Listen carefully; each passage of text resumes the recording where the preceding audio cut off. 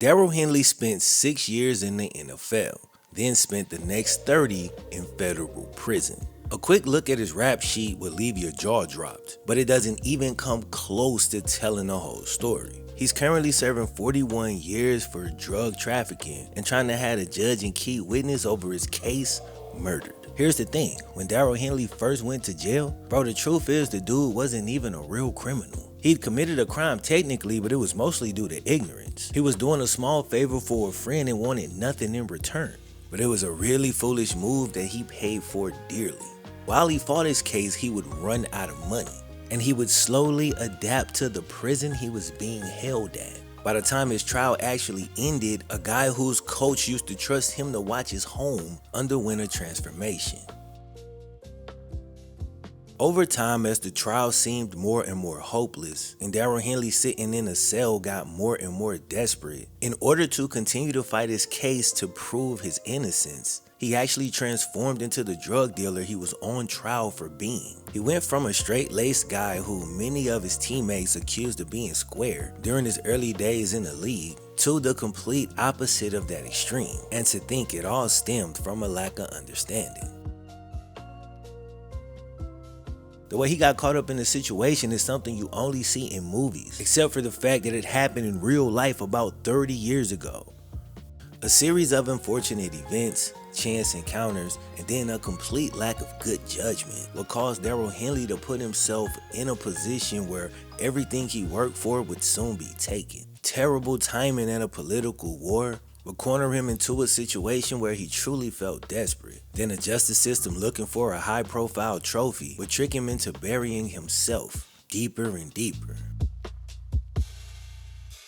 Like quicksand, the more he tried to fight, the deeper he sank, until he was completely submerged with no air to breathe. I came into this prepared to tell the story of a guy who was set up, and while that story's here, there's a lot more to it. After reading through the book Intercepted, The Rise and Fall of Darryl Henley, written by Michael McKnight, while I didn't take everything in the book as gospel, I gotta say, as I was going through the story, getting more and more details, I felt my initial impressions of the story slowly transforming.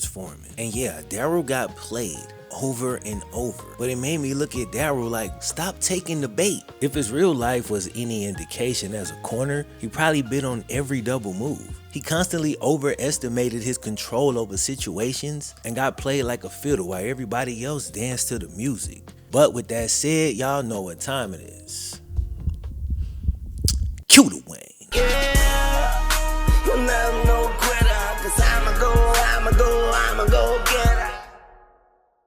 NFL season's done, but we still got the NBA, and we right at that point in the season where things start to get interesting. So I teamed back up with DraftKings to tell you about a brand new way to play daily fantasy sports. With DraftKings Pick 6, all new customers get $50 in Pick 6 credits. That's after playing just $5 in their first Pick 6 set. Getting started is simple. Just download the DraftKings Pick 6 app and sign up using code FlemLo. Select between 2 and 6 NBA players and choose if they're gonna have more or less of a stat. Track your lineup and compete against others for a shot at some huge cash prizes. Download the DraftKings Pick 6 app now and then sign up using code FlemLo. Again, new customers can get $50 in Pick 6 credits when they play just $5. That's code FlemLo. Only on DraftKings Pick 6.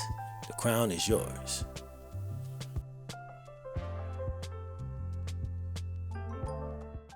Darryl Henley grew up in suburban Los Angeles. He had supportive parents and was well educated. But what he maybe didn't learn in those formative years was certain street smarts. He was always too trusting of people. The absence of this lesson would prove detrimental, but it wouldn't catch up to him for years down the line.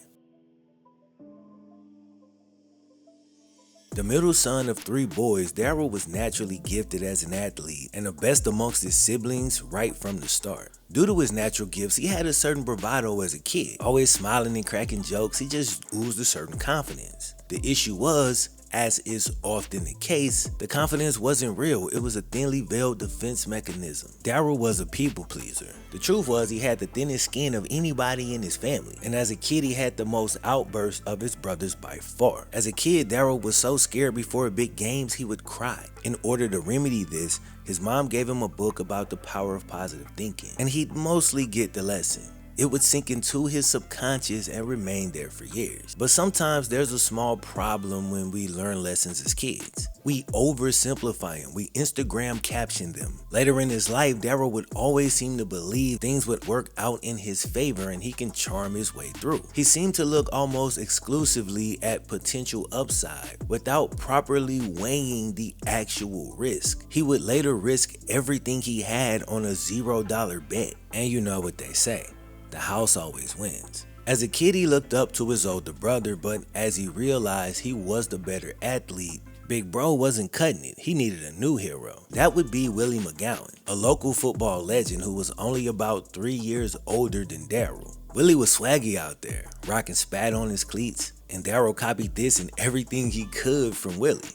By pretending to be Willie, Darryl raised his game drastically and led his Pop Warner team to an easy championship. Darryl scored a touchdown in that game on the first play from scrimmage, and he scored 3 more throughout the rest of that game. And it was wild because he did all of this using the running style of Willie McGowan. You know, when you pretended to be Kobe, your fadeaway is a little smoother. Darryl kind of tapped into something similar to that. He was actually a water boy for Willie when Willie was playing his games. Probably snuck him the good bottle with the overly sweetened Gatorade. There's not a town in this country that doesn't have a guy like Willie. A great athlete who's treated like a king early, but eventually turns to that life of crime, but also pulls that off with a certain level of swag. Darryl's pre-game anxiety would all but disappear as he went through his career and became a star on the field. But later in life, when he was put into a terrifying situation, he would allow that anxiety to come rushing back in. But anxiety wasn't the only thing or the worst thing from Darryl's childhood that would later reappear.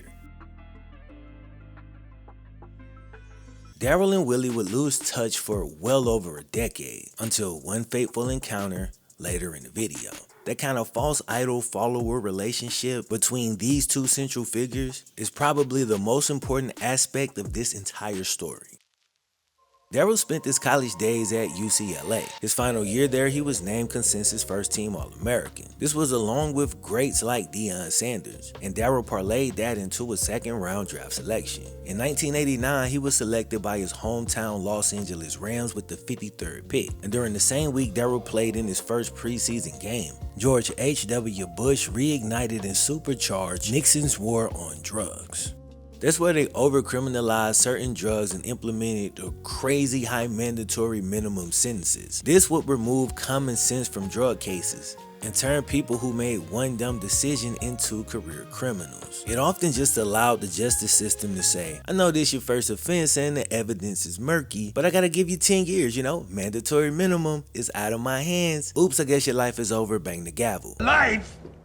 I doubt Darryl paid much attention to this happening in real time. He was probably more focused on being a rookie in the league. But years later, he'd become one of the war on drugs' greatest victims, and for reasons we'll discuss, one of their best kept secrets. When Darryl got to the league, he began his career as a rotational piece and a punt returner for the Rams. He worked hard to put the town that he was from on the map and spent countless hours just grinding when no one was around. When his teammates left the facility to go out to dinner, Darryl stayed behind to get back into the weight room. Standing only 5'9", 172 pounds, he was tired of being told his size was keeping him off the field. Throughout that time, Darryl slowly found his tribe within the team. And based on a piece of information that I'll give you in a second, I'm gonna assume that most of these guys was older veteran players or bottom of the roster guys clinging on to a roster spot. Guys who had either gotten over the whole going out every night thing or simply didn't have the money or luxury to mess around. I assume that because Darryl says over the next few years, all his friends on the team was either traded or cut. The guys I previously described fit that bill pretty well. And since I didn't get any names, I'm operating under that assumption. Now, the staff always loved Darryl. He was so reliable in the early years that the equipment manager would call him to watch his house when he was out of town. He let him watch his kids too, and Darryl would drive him around in the Benz, and from all accounts, he was great with kids, no weirdness or nothing like that. Now, Darryl wasn't perfect. He definitely had negatives. Some people said he was a chameleon and tried too hard to fit in. Others said he was way too trusting of people. And both of those things will become a theme throughout this entire story. During those first 2 years, Darryl worked his ass off,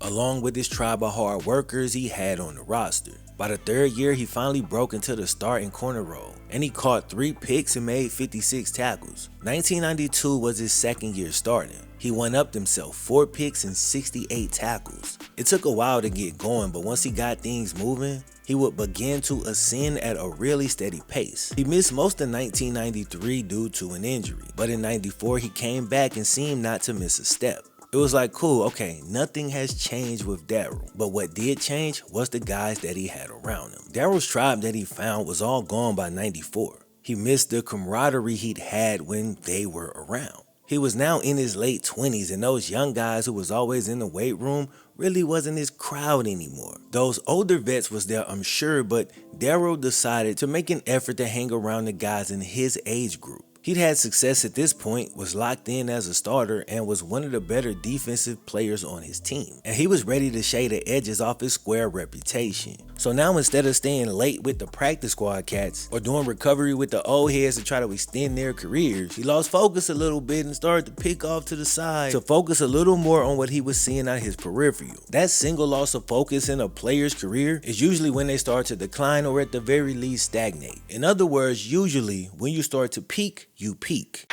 For most players, a loss of focus signifies the beginning of the end of their careers. But for Darryl Henley, it was the beginning of the end of his life as he knew it. Instead of hanging out in the weight room where he met people that were driven to improve and advance in their NFL careers, he started hanging out in nightclubs, enjoying the fruits of all his hard work that he put in over the years. If you're being reasonable, you gotta understand that to some extent. You attain success and you really worked for it, and you achieve that dream in your early 20s. Well, life is long, and at some point in your life, you're very likely to lose focus at one point or another. You encounter other people who seem to be having so much more fun, and you start to reevaluate what's important in your life. You could work that overtime like you've been doing for 5 years, or you can hang out with your coworkers at that bar down the street. You could get to work on that edit. The video ain't gonna make itself, or you can binge watch that new anime that you and your wife been watching. But if you've been at a point where you've been working towards something that's hard to attain and it's taken you years, at some point or another, we've all lost a little focus. But most of us are blessed to regain it before everything implodes. But for Darryl, he left the stove, and the moment he looked away, it boiled over, caught fire, and burnt down the whole house. Everything he did to try to put the fire out just made it get bigger. And it spread everywhere, bro, fast and easy, like fake peanut butter on toasted bread.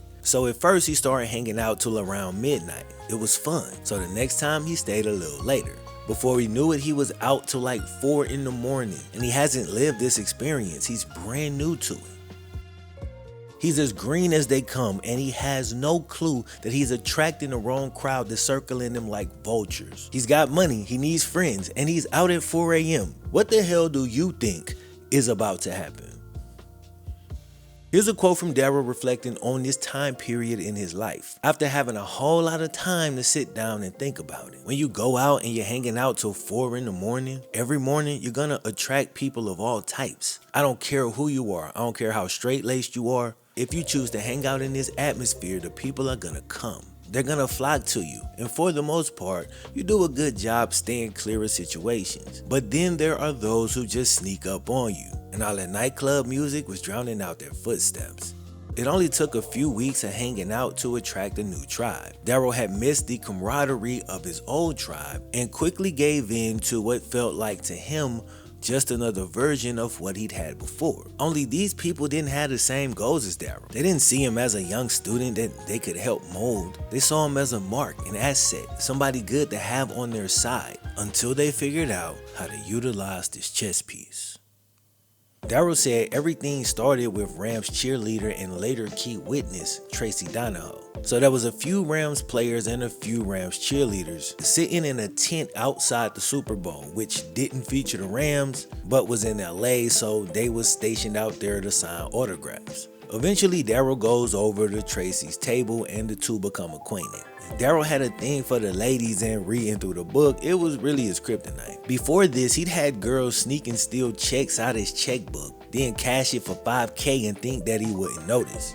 The only reason he did notice was because his mom didn't play that. She was checking his finances every single week. But Tracy never stole from him, and the two had a lot of fun together. She was young and they played around a lot, and he could introduce her to new things that she hadn't really experienced. So a lot of dudes enjoy that and make him feel like a big dog. He continued messing around with Tracy and she began to get serious, which was a no-no for several different reasons. One, he was already in a relationship with the girl that he actually liked and had already met his family. So while he did like Tracy, she was a side chick, which would obviously stand in the way of things getting more serious. 2, NFL players were forbidden from dating cheerleaders, so this was most likely not gonna end well.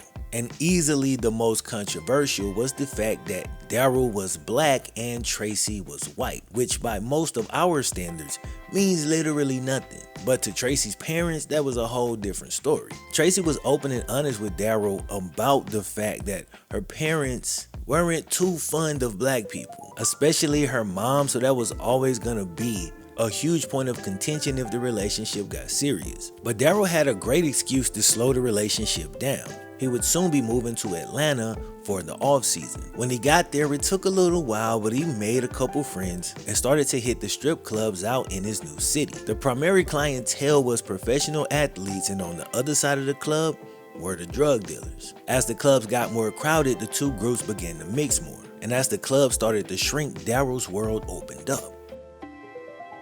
That was when Darryl met a dude called G, who just so happened to also be from LA. G was a dealer, and him and Darryl became cordial. You know what I'm saying? They would say what's up to each other. G is another central figure in the story, so don't forget him, because he'll be coming back up later.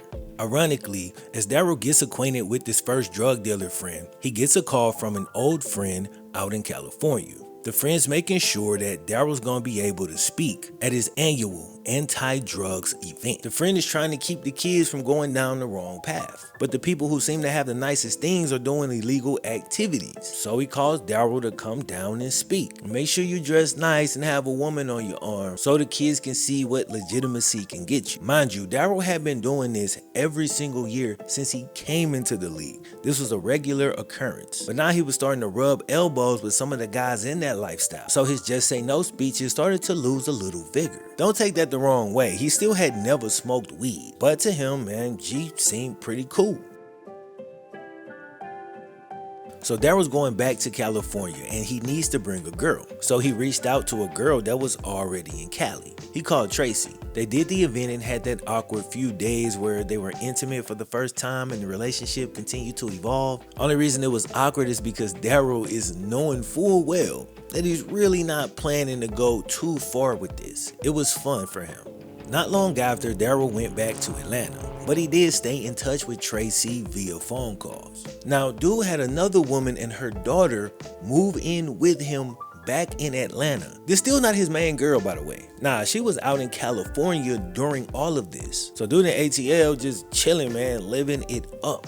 At this point, he was living a pretty damn reckless lifestyle. He was partying like crazy, had a constant flow of women. He was juggling so much he damn near forgot he played football. So in 1993, as he was out with his injury, Darryl would experience a series of events that would all join hands and join in a circle to sing a song off key and slowly ruin his life. His constant need to be on the scene made him repeatedly available, and this gave people non-stop entry into his life. I'm an introvert, you feel me? So I don't have these problems. But I understand that most people are not wired that way. But I give y'all some advice coming from somebody who stays to himself. Don't always make yourself available for people to enter into your life. They might bring some cheap amusement and novelty, I guess, but they also bring their problems, their ulterior motives, they bull, and some of that will eventually be dumped onto you. I ain't saying don't meet new people, but just be selective. You ain't gotta be hyper available all the damn time. 1993, Darryl's back out in Cali for a charity basketball game the Rams equipment manager asked him to attend. While in town, Darryl also attends this track meet, and it's there that he runs into none other than his childhood hero. It's Willie McGowan, the dude who wore the spat in Pop Warner, the one Darryl copied back in the day. Well, here he is in the flesh. The last time Darryl saw Willie said to him, "I should be where you are," which should have been a red flag. But in his usual trusting nature, if you was cool and kind of charming, Darryl just didn't see how you could be a bad person. This man took every single thing at face value. If you didn't say verbatim, "Hey, I'm out to get you," then he thought you were his friend, and he thought that he could trust you. He didn't pick up on the clear envy that Willie was putting out. So he shrugged the comment off and was now apologizing to Willie as if he was wrong for just making it to the league. Willie had gotten into some bad gambling debt into the years, and the fact that he was at this track meet means he was probably still on it. But he'd previously gotten out of other debts by selling drugs. His narcotic of choice seemed to be cocaine. Not to do, by the way. As far as I know, he was just a dealer. It's not really relevant to the story, I just didn't like how that came out. But Willie said at this time that he was done with all of that. He was now legit. He was a personal trainer and real estate agent. Meanwhile, Darryl hadn't told Tracy he was back in town. So when she found out, she blew up his pager until he called her back. Not long after, she was at the restaurant eating with Darryl and Willie. Darryl's treat, of course. Now Tracy and Willie were acquainted, and this chance encounter is another one of those that's essential to the story. At this point, they all just had a good time and moved on. Didn't seem like a big deal or really anything notable. Willie was still thinking about Tracy, along with a key piece of information that Darryl divulged at some point. It was a small thing. He just said that Tracy didn't make much money as a cheerleader, that she hated a waitress job and she was pretty much broke. This information didn't seem important to Willie at the time that he received it, but he never forgot the info and kept it in his back pocket. Weeks go by and Willie's now visiting Darryl in Atlanta. They went from not talking in years to Darryl inviting dude to his house. Not just inviting him to his house, but inviting him to live there, where Darryl hired him as his personal trainer. Willie envied Darryl's lifestyle and he was now so close to it, but he still felt deep inside that it should have been his. Still, he trained Darryl, and the workouts were good in the beginning. Willie knew what he was doing. He was a pretty good trainer. Had he gone all in on that and gotten Darryl to introduce him to more NFL clients, that really could have worked. But the training fell off as the two men grew more and more fond of the Atlanta nightlife. They was operating on little sleep and started phoning in workouts and would rather save that energy for the clubs that night. Darryl was too green and too trusting to see it, but his childhood friend had been plotting on how to use him from jump. He slowly gained Darryl's trust, telling stories about how he stopped playing football because he had to give his sister a kidney. Then he'd tell him stories of his time in the drug game and how he had no other choice and made things work with the cards he was dealt. Eventually, Darryl's childhood hero started to become his adult hero, which is exactly what Willie wanted. Just as he got Darryl to start to eat out of his hand, he slowly but surely started to poison the food. When the time was right, Willie finally sprung the plan onto Darryl. He said he had something big in the works, but he couldn't yet invest because unlike Darryl, he couldn't just easily move his money. Since Darryl had made it, but Willie had not. He needed to get it on the plane and move it from LA to Atlanta. Darryl asked, "But bro, is that legal?" Willie responded, "Well, there haven't exactly been taxes paid on it." Darryl should have sat back in his chair, but instead he leaned forward. At that point, it's believed that Darryl fully understood that this money he was moving was actually cocaine. I don't honestly know personally if he knew at this point, but he knew for a fact dude was asking him about moving $100,000 illegally. Now you would hope at this point Darryl wouldn't even entertain this, but the fact that we just halfway through the story lets you know that he did. Willie then said, "But if the right person's carrying it, she won't even be looked at twice." Darryl knew exactly who he was talking about, and Willie convinced him to talk to Tracy about it, which he did. She surprisingly agreed, as they didn't tell her much, just that she would take money from here to there and it was a real estate thing. She didn't ask a lot of questions outside of how much money she would get. $400 was all it took and she was in. At the same time, Willie was working on the other part of his plan. You see, cocaine sold for more money in Atlanta than LA. So Willie, who already had an LA LA supplier now just needed a distributor out in Atlanta. Just so happened when he was hanging out in the strip club in Atlanta with Darryl, there was plenty of drug dealers around, right? And Darryl had actually introduced him to one. Remember the dude named G? This is where he comes in. Darryl and G had remained on speaking terms since way back then when the strip clubs got crowded and athletes and dealers started to mix. One day when Darryl came home, his ex-drug dealer friend and his new drug dealer acquaintance were sitting on his couch. Another huge red flag that Darryl ignored. What would they be talking about? I wonder. But there's no way Darryl's that dumb, so it seems at this point, he was cool with playing some role in what's clearly going on here. I'm not too confused about why, just looking at Darryl's nature. He was incredibly naive in the whole needing to be liked thing. Plus he wanted to seem cool and he felt indebted to Willie. He was intrigued by that life, bored with his own life, and foolishly thought he was in the clear of any real crime. He wasn't looking at the risk, he was just looking at the upside, which, by the way, there was little to no upside. But he was just close enough to the action to have some cool stories and get some street cred, which according to the book, he always longed for.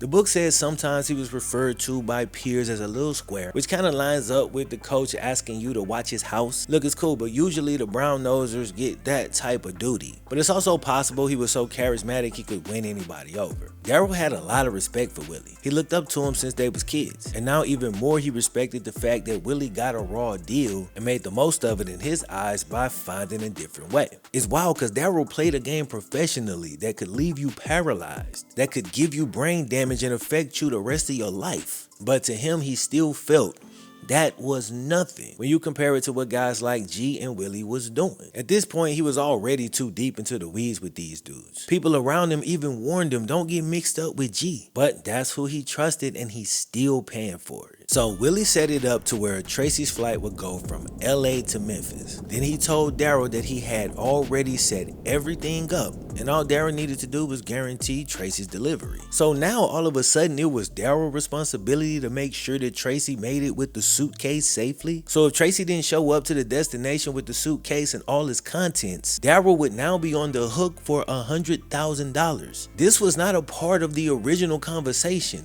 Another red flag that Darryl ignored. He had always spoken out against drugs, and at this point has still never even smoked marijuana. He had money already, had an NFL contract. Dude had every single reason to say no to the deal. But he sat there and thought about it and finally agreed. But when Willie tried to tell him what his cut would be, he said, no, I don't want anything from this. See, in Darryl's mind, bro, he still wasn't involved. He didn't realize he was in it. So basically, he wasn't doing this to become a drug lord. He really thought he was just doing a favor for a guy who he considered a friend. He did it because he's overly trusting and deep down felt guilty that he had made it and Willie had not. When they were kids, Darryl was the guy who handed Willie his water. He copied his spat, copied his swag, even copied his confidence. He felt that got him to the NFL, but Willie didn't get there. So Darryl understandably wanted to make that right. But this was clearly not the way to do it. He hired Willie and let him live in his house. That was really good enough. What he didn't realize was the quote-unquote small favor Willie had asked of his quote friend would connect him to conspiracy to traffic Schedule II narcotics, and with the war on drugs carried a mandatory minimum of 10 years in prison. That's what he didn't understand.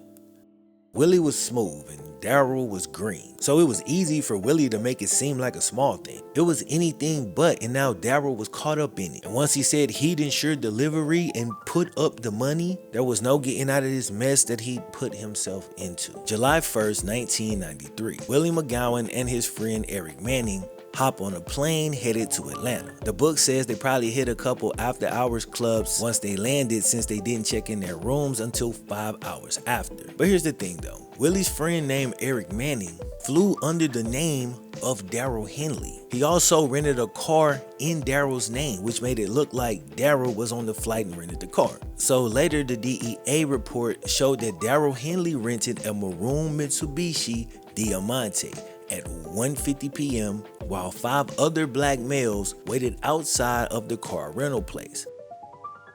But bro, Darryl wasn't there. He was never on the flight, he was never at the rental place. So what's going on here? Darryl had made Willie promise that his name would not be tied to anything. He was just there for insurance. But Willie did the opposite and had his boy buy the ticket and rent the car under Darryl Henley's name. The next day, July 2nd, Willie gives Darryl the breakdown. Tracy's flight lands in Memphis, which is like a 5-hour drive from Atlanta and where the drop-off would happen. Darryl called her twice that day, once to give her flight info, and again later on presumably to make sure she got the suitcase. But Tracy wasn't home because she was at Darryl's Cali home, already in the process of picking up the suitcase. There she met Eric Manning, which was the guy who pretended to be Darryl on the flight and at the rental place.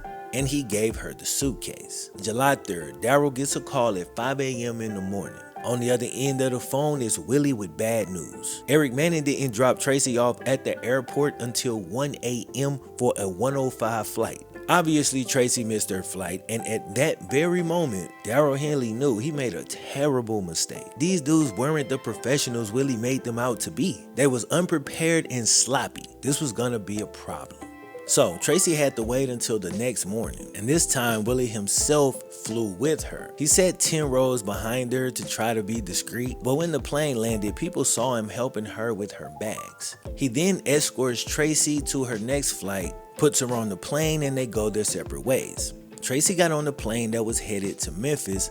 Willie got on the plane that was headed to Atlanta. Tracy landed first and already had a problem. These professionals forgot to reserve her room. Remember, it's July 3rd, the 4th of July weekend, so all the rooms are packed and she has to call Darryl in a panic. Darryl's sitting at the airport in Atlanta waiting to pick up Willie. When Willie gets off the plane, Darryl curses him out quick. He's scared and he's pissed because of the lack of preparation. But Willie was still super calm, or at least that's how he was acting. Darryl told him he better have somebody pick up Tracy, and he did. He hopped on the phone and made arrangements. The person he called was G, who borrowed a dude named Little G's car, and is confusing, so let me just say that part again. G, Gary West, that's the dude I've been introduced, is now in Memphis and he's borrowing Little G's car. Little G is not really that important to the story, but I just want you to understand how more and more people are getting involved who originally weren't supposed to be. But there's a million characters in this book, and I'm just trying to keep it narrowed to pertinent information so that hopefully you can follow. So G picks up Tracy and pages Willie. Willie smugly looks at Darryl, you know what I'm saying, the football player, and he says, "Touchdown." Tracy just handed the suitcase to G. "You don't ever have to worry again." So Darryl's part in this was over. He was off the hook for the insurance that he agreed to pay despite having literally nothing to gain. Him and Willie went on to act like nothing ever happened. He actually went to meet one of his girlfriend's parents later that day. And Darryl was smooth. He was the type that always led with his wallet to make a first impression. You see this throughout the book. But in this case, he took the parents and he drove them out to see his new property that he was having built. He said he wanted something big enough so the whole family could come out during Christmas and not have to leave for nothing. It was a dope idea, really, and I'm sure the house would be dope, but Darryl never got the chance to live in it. July 5th, Darryl finally confirms that Tracy was back in Cali, safe and sound. All the pieces had been neatly put back into their place. Darryl breathes a sigh of relief and he can fully rest easy. It's funny because for just a split second, Darryl and Tracy switched roles. She was always mad at him for not checking in. Now he was scolding Tracy for not calling him sooner, and you can imagine she was probably enjoying that little switch of roles. She actually laughed when he started to show concern because she's sitting there and having no clue what she had done. She had transported $100,000 worth of cocaine from California to Memphis, but she's still pretty clueless. She laughed while asking Darryl, what's the worst that could have happened? Having no clue that the worst thing actually did happen. At this point, Darryl told her, look, if you want to keep working with these dudes, that's you, but don't call me about it anymore and leave me out of it. Darryl didn't like how it went down, he didn't like the lack of preparation, and he felt he was done with it. He tried to distance himself from Tracy, but for some reason, never tried to distance himself from Willie McGowan.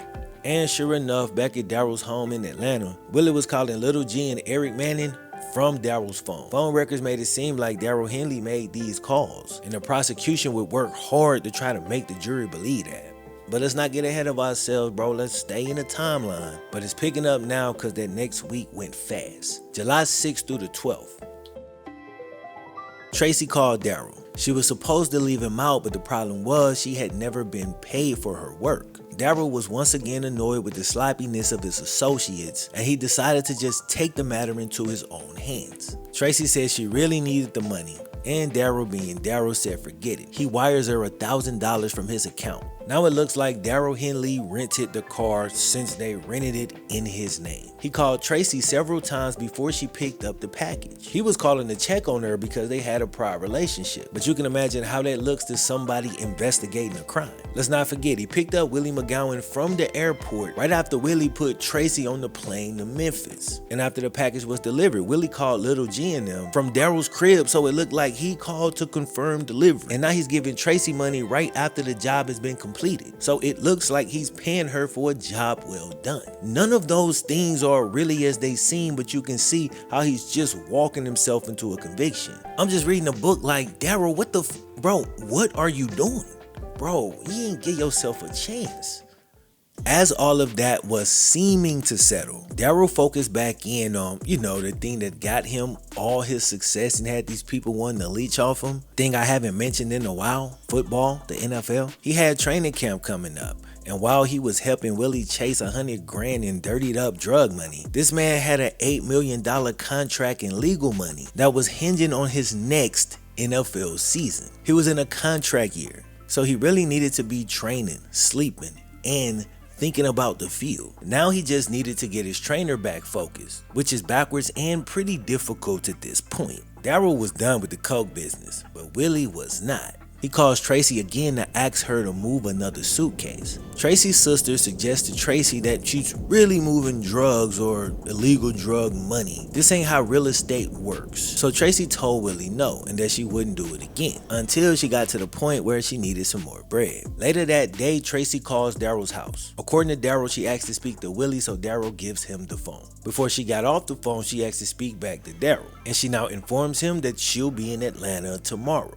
She wanted to hang out, but Darryl was more concerned with why the hell she was coming to Atlanta in the first place. Remember, dude's got other things going on with his other women. So this was an extra complication that he really didn't want to deal with. Not to mention, according to Darryl, he had already told Willie to shut the whole thing down with Tracy. And maybe that is true, but it is kind of weird that since he answered the phone, he didn't talk her out of it then. When she asked to speak to Willie, bro, you knew why she was calling. And I know she asked for somebody else, but my dude, it's your house. Before they get off the phone, she confirms that yes, she's doing another job for Willie, and that's the reason she'll be in Atlanta tomorrow. Darryl got off the phone pissed. He had told Willie to leave her be and to shut the whole thing down, to which Willie had agreed. Of course he was lying and had no intentions of doing such a thing. It was never in the cards. They got into a small verbal spat and Darryl stormed out the house. I guess he went to clear his head and get some distance from Willie. Darryl later calls Tracy to tell her not to get on the flight, trying to handle a situation he lost control of a long time ago. He actually never really had control of it at any point, and this was that time where the illusion was finally fading. If he had control, Tracy would have never boarded the second plane, but she did, and when she got off, the feds was waiting for her. Remember, after the first flight, on the phone she asked Darryl what's the worst thing that could happen, and I said the worst thing did happen? Well, during the first flight,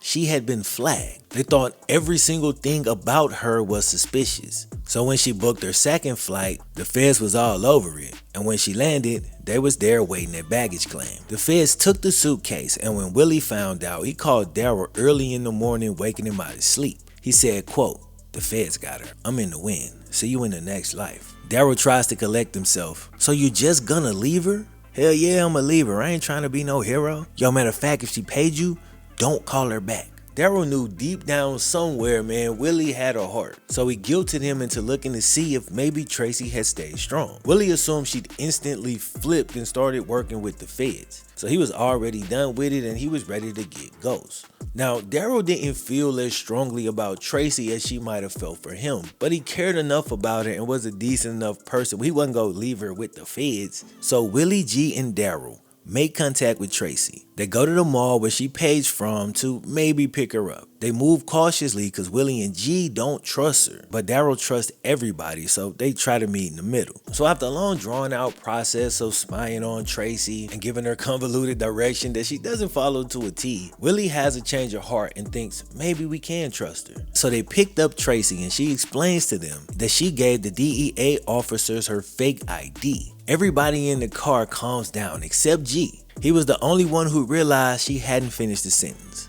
She continued, I also gave them my real ID. And it was at that point that they knew they was done. But Tracy did lie to the DEA and told them that the suitcase belonged to a girl named Allison Coates. Tracy and Darryl debated whether or not to stick with that story or to just tell the truth. They both felt they weren't in too deep. But since she'd already told the Allison Coates story, they decided to stick with it as things continued to go left. After talking to a defense attorney, they decide that Tracy's gonna turn herself in to the agent she talked to. When she contacted the agents, they originally spooked her and accidentally talked her out of turning herself in. Several things happened, but eventually she ends up at the airport, believing the agents still had not opened up the briefcase. They told her that they had not been able to get a warrant yet, and that she could meet them at the airport where they'd return it to her. Of course, when she got there, she found out that was a lie. Of course, they'd opened it, they knew what it was, and she was about to get arrested. Now, Darryl went with her, but as they're taking her away, there's obviously nothing he can do about any of it. Tracy later said that she decided at that point, once she got away from Darryl, she was gonna tell the full story. I feel like this should be one of the biggest regrets Darryl actually has, because when she told the full story, man, a lot of details changed. If he agreed with her that they was gonna both tell the truth, he could have actually been in the room when the story was being told. That way he can make sure that he wasn't catching undue blame. But let's leave that right there and we'll come back to it later. Meanwhile, in California, a detective goes to Tracy's house. He was talking to the mom when Tracy's sister comes downstairs and starts going. She's telling everything she knows, but she doesn't really know much, especially in the way of the actual details. This particular detective didn't even know that Tracy had been arrested. He was just following up because Tracy was flagged after her first flight, but Tracy's sister was still going. Yeah, Tracy delivered a suitcase for Darryl. The detective was sitting there looking like, who the hell is Darryl? Meanwhile, back down in Atlanta, Tracy's sitting with these agents, helping them write a 5-page report on what supposedly happened. 3 days later, she was out of jail, and now all the attention was focused on the man that Tracy had said was behind it all. Willie Monroe, Mr. Darryl Henley? As we've discussed, much of the evidence makes it seem like Darryl was actually the mastermind of the whole ordeal. He was also the most famous, had the biggest name, and the agents wanted badly to pin it all on him. Tracy's parents flew to Atlanta to coach Tracy through it all. Her dad was actually an ex-police officer. They worked with the agents to form the story they wanted, and the one the surface level evidence was pointing right to.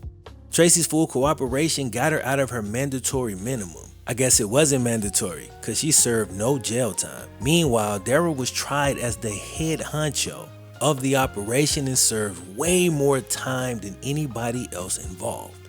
The actual trial is a video unto itself. It includes proven racist jurors who, in the damn 90s, wanted to see Darryl and all his co-defendants hang, whether they was guilty or not. This is real talk, and years later, bro, the Ninth Circuit Court would rule that racial bias on the jury warranted a deeper look. But the trial went on for a few years, obviously a dramatic few for Darryl Henley, who knew he'd thrown his life away, really for nothing. They held him in prison during the trial, and Darryl would eventually run out of money while fighting the case. He was getting desperate, and adding to his desperation was the fact that during the trial, his main girlfriend dropped a bombshell on him. She was pregnant with his child. He finds this out as he's facing 10 years in federal prison. Today he's been incarcerated for his daughter's entire life. He missed out on everything, bro, from birth to graduation. As a matter of fact, he isn't even scheduled to get out until this little baby girl is a 40-year-old woman.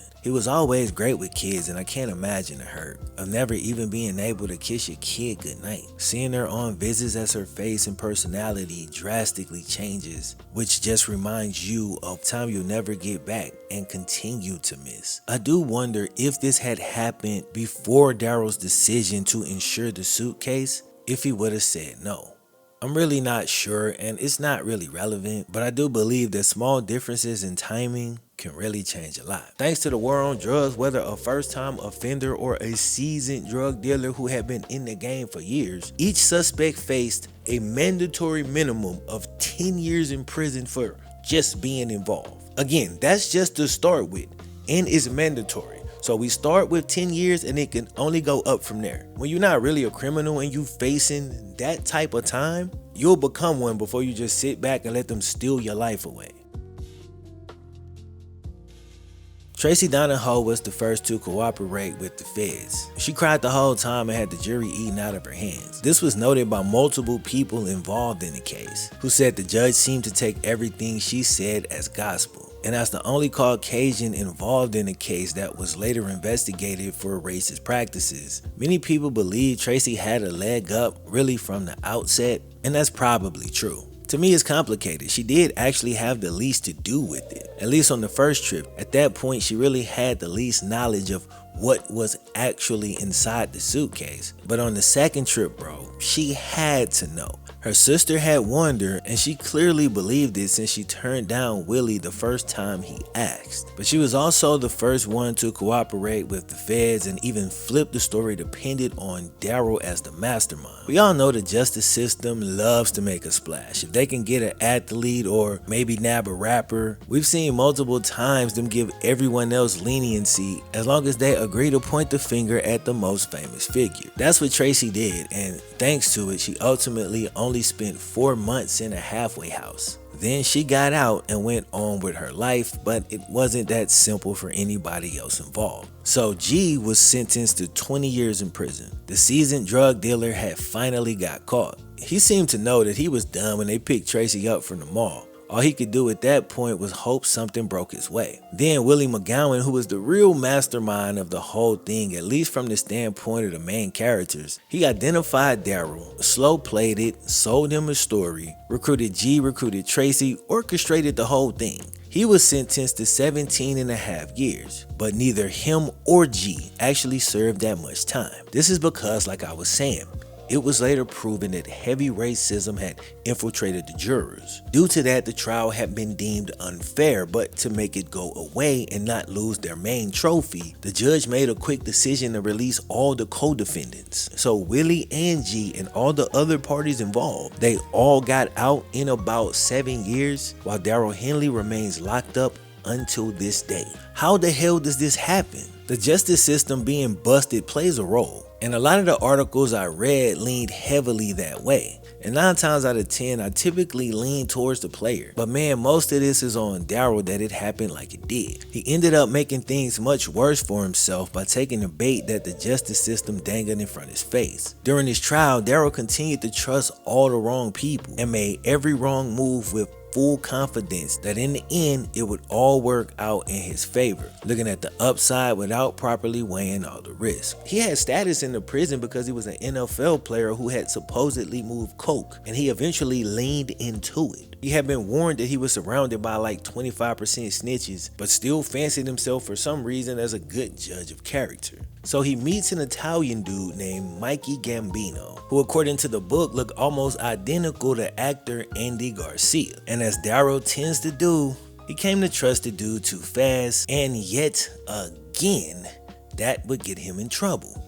We now know that Mikey was a snitch, a government informant, looking for somebody to snitch on to reduce his own sentence. It was later said that the feds sent him to Darryl's cell block to quote, dirty him up so they could keep him locked up. I'm obviously not a damn lawyer, so I'll ask the question as opposed to trying to make a factual statement. Is this not a form of entrapment, which is when law enforcement induces crimes that would have otherwise not taken place, all in an attempt to get dirt on someone that they want to arrest or want to keep locked up? In some cases, if entrapment can actually be proven, that alone is actually enough to get you off. But it all depends on jurisdictions, how good your lawyers are, and also what's in the fine print of any plea agreements. So Mikey Gambino, offered Darryl an opportunity to send somebody to steal some drugs from a specific spot Mikey had left them in, and Darryl could use the drugs to sell since he'd run out of money. At this point, Darryl's been locked up for around 1 year. As the trial continued on and things wasn't looking good, every passing day it was looking more and more like he was gonna spend at least the next 10 to 20 years in a prison cell. His desperation grew, and his decision making, which was already not great, just continued to get worse. At the same time, I'm not sure how many options he really had, and there was really no way he could have known at this point, but had he just done nothing, literally just been still, he would have gotten out of jail in about 7 years. Like Willie got out, like G got out, he would have gotten out along with the other co-defendants. Of course, by then his football career would have been over, so maybe he felt he needed to push things to try to preserve his old life. And when all you've done is agree to back some money for a friend if needed, it might be hard to just accept 7 years in prison. Of course, I'm looking at it knowing how much time he's serving, but obviously at this point he ain't had that information. After initially saying no, Darryl doubles back and ultimately accepts the Gambino offer, which meant that he was now going to try to broker a drug deal in order to try to prove that he wasn't a drug dealer. That's the thing about prison, especially during the war on drugs. A lot of people go in as guys who aren't truly criminals, but committed some dumb crime and got too much time for it, and in order to survive, they become the criminals that they were portrayed as. The system then takes that and uses it as proof that they was criminals the whole time. The system was right all along. Darryl took the bait even after Mikey told him that he wanted nothing in return. My boy Darryl must be colorblind or something. The red flags he misses throughout this story is just so frustrating for me to read through. At the same time, at this point, I'll cut him a little slack because I can't imagine the state of mind I would be in at this point. But that's why I said in the intro, it was like he was in quicksand, because the more he tried to fight it, the deeper he would sink. But hey, at this point, Darryl started thinking like a criminal. He knew it might be a setup, so he pulled a slick move. When this guy got in the house and Darryl was on the phone with him, he asked this guy, "Do you see it?" And this guy was like, "Yeah." Darryl says, "Good, leave. Get in the car and go home." Mikey Gambino's like, "What you doing?" You know what I'm saying? He's sitting over there mad. Later on, Darryl calls this guy back and tells him to go back and snatch the bag. That way Mikey can't trace it back to Darryl. I mean, of course, he probably figured that, yeah, it was probably Darryl. Just showed him where it was at. He was there 2 days ago. I'm not sure exactly what came of that, but the larger point is this. After 1 year in prison while awaiting to be sentenced, Darryl became the drug dealer the jury thought he was all along. Gambino has succeeded in dirtying up Darryl and making him into a real drug quote-unquote mastermind. He was now setting up real deals, even though he was still green and didn't really understand how the whole process worked. Gambino kept floating ideas out and Darryl kept biting, and the deals got worse and worse over time. One day, Gambino called the feds with the dirtiest news on Darryl. The feds wouldn't need any more crimes after this one. Gambino told the feds that Darryl was arranging for one of the prison guards, an ex-military guy, to perform a damn hit to take out both the key witness in the case and the judge. It's unclear whether or not it was Mikey Gambino who floated this idea to Darryl Henley. It's completely possible that Darryl watched too many mob movies and completely on his own thought this move would work. But Mikey Gambino's literal alias was Mikey Gambino. Sounds like a mob name. So I think there's a good chance Mikey put this idea into Darryl's head, but either way, Darryl goes with it. Attempted murder on a judge, bro, you're never getting out. Even if it works and you get away with it, they'll just bring in another judge. I really don't see the upside unless it's just revenge at this point. Now that key witness was Tracy. He was ready to take her out. Really quick, I want to highlight how in just a few years and some crazy circumstances, Darryl went from dating Tracy and really liking her, you know, caring about her to some extent, all the way to the point where he's ready to take her life. And it shows you how circumstances can change things a lot, bro. It's crazy. To be fair, she had shifted her story to fit the narrative that the agents wanted so she could get a better deal. They wanted to keep the NFL guy locked up as long as possible. She pinned Darryl as the mastermind, so she turned her back on him first. And during the case, they were talking about how you can tell now that Darryl has no respect for actual human life. But I'm like, but if y'all know that he really not the mastermind behind this, but you willing to lock him up forever, are you respecting human life? See what I'm saying? It's two sides of the same wrong coin. What the system was doing is much worse because this is a vanity stat. Darryl's in a position where he's actually fighting for his life, but they were trying to push for a certain narrative instead of actually serving justice. The ex-military prison guard that he was trying to hire to do it had already done small things for Darryl, like sneaking in outside food, you know, things like that, of course for a fee, but now they was ready to take it to a new level. But the feds knew that just having a word of Mikey Gambino, which wasn't even his real name, was never gonna hold in court. So the feds got Mikey to hook Darryl up with his older brother, Joey Gambino. Only Joey didn't exist. It was an undercover agent doing what was probably a terrible Italian accent. The agent got on the phone with Darryl and introduced himself as Joey Gambino, and of course, quickly gained Darryl's trust. Long story short, Darryl tries to hire Joey to carry out both hits on the judge and the witness. From a green guy who got caught up in a situation to now trying to play mob boss and arrange a hit. Or so he thought. What he really did was confess to attempted murder of a judge and a witness to a federal agent. The hit he tried to arrange would get him an extra 20 years.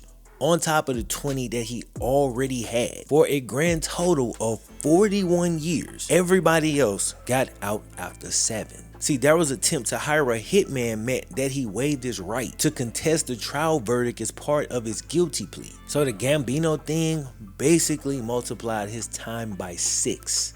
Let's take a second to try to look at it from Darryl's point of view. He probably felt like, why should he trust the justice system that up to this point had already gotten everything wrong? One that pinned him as a drug trafficking mastermind of sorts, when he was clearly only involved on the edges of the plan. Then the second time Tracy flew, he wasn't involved at all, but the prosecutor made it seem like he was pulling all the strings. Plus he knows some of the jurors are openly racist and want to see him, quote, hang, whether he's guilty or not. At a certain point, he had to realize that there was no way he was going to beat this in court. So I guess he thought what he was doing was really his best chance. But ultimately, he just stacked bad decisions on top of bad decisions. Throughout this entire story, he was constantly doing too much. There's nuance to it, but sometimes the best action is simply to be still. The constant movement creates disorientation after a certain point. But he constantly played in circles he had no business playing in, and he was in over his head from the very beginning. He had no clue he was in danger till it was way too late, and by then all the walls had closed in around him. He routinely overestimated his control of the situation and walked himself into so many unnecessary traps. Now, he was never innocent, but he clearly got framed to look like he was much more involved than he actually was. A person like Darryl would have done way more good on the streets, speaking to kids as a cautionary tale, than in prison. I think the system very clearly just saw him as a trophy, and his humanity was never considered throughout this case. And I think when people deal with you on that level, then your more primal instincts start to kick in. It becomes about survival by any means necessary. And I think that's the place that we saw Darryl get to. I refuse to believe that 41 years in a prison was the best outcome in this particular situation. They wanted to use him as an example, a sign, a symbol, and all of his foolish moves made that easy for them to do. 41 years in prison, which all stem from a favor that you did for a friend in which you got nothing in return. The friend only stood to make an amount that was so damn small in comparison to what your actual earning potential was. The system is busted. Most people know it is. And what happened to Darryl is partially due to that. Had the prosecutors not been so hell-bent on framing him as the mastermind and actually been out to prove the truth, none of this ever happened. If they had been interested in the truth, maybe he gets the mandatory 10. Maybe he doesn't become a true criminal during the trial because he's not facing as much time. Maybe his celebrity and money can get him a little lighter sentence. Tracy Donahoe was supposed to also face that mandatory 10, but at the end of the day, she did 4 months in a halfway house, while Darryl's doing more time than serial killers do. But move that to the side, because at the same time, if he would have just said no to Willie in what feels like the easiest no in the history of no's. You want to promise to pay $100,000 if my random suitcase don't make it to Memphis being carried by your side chick?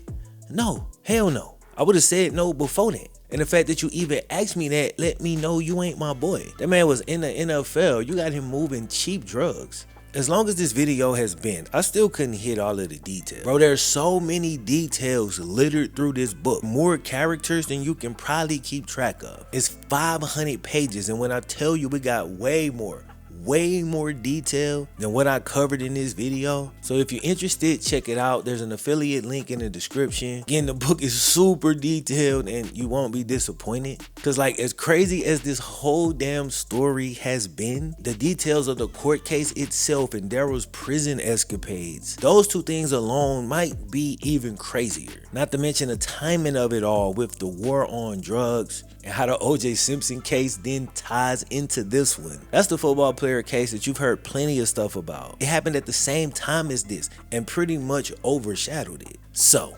basically what I'm trying to say is that this video, for as long as it is really just the tip of the Darryl Henley iceberg.